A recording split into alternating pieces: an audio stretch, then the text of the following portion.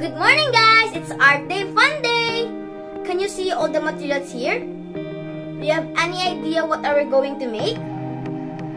We're going to make a vase from plastic bottle. And here are the materials needed. Acrylic paint,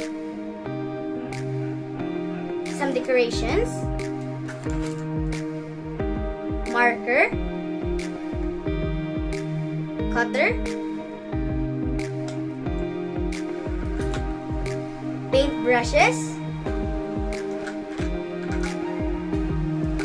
scissors,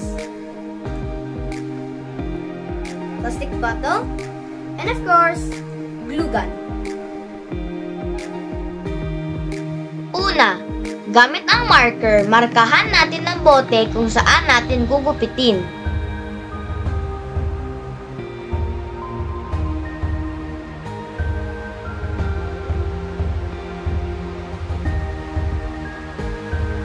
Gamit naman ng cutter, simulan na natin itong gupitin. Tandaan, kailangan ng gabay ng parents.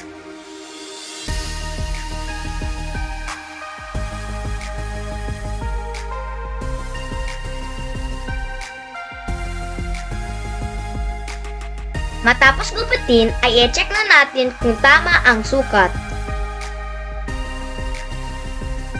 Nagdagdag din ako ng isang bote at mamarkahan para idugtong sa magiging vase.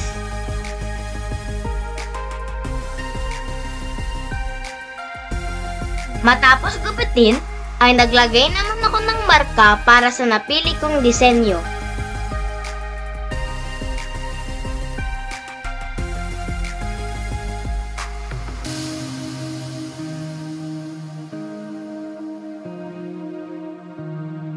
Kung tapos na sa paggupit, ay pwede na itong pagdikitin gamit ang glue gun. Paalala, mag-ingat baka mapasok.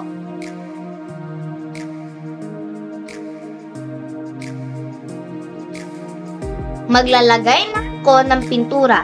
Ang napili kong kulay na magiging base ay bughaw. Simulan na natin!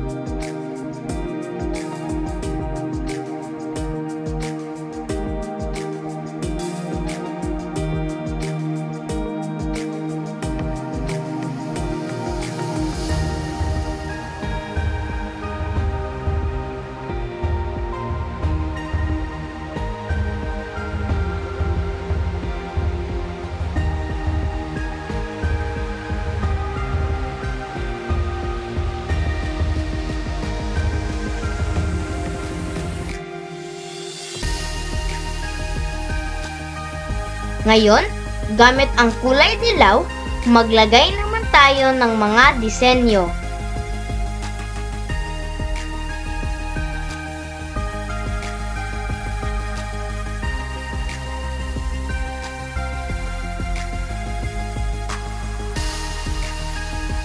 Gumamit din ko ng brush at pinatalsik ang puting pintura para magkaroon ng maliliit na design. Dahil napatuyo na natin ng pintura, maglalagay naman tayo ng disenyo. Napili kong ilagay ang gold ribbon na design.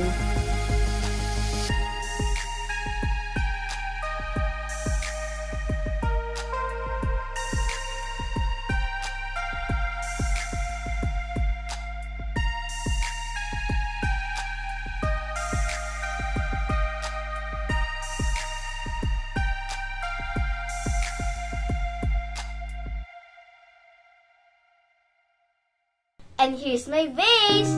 Do you love it? Let's recycle and save the environment. Again, this is Kylie, your art buddy. It's Art Day Fun Day!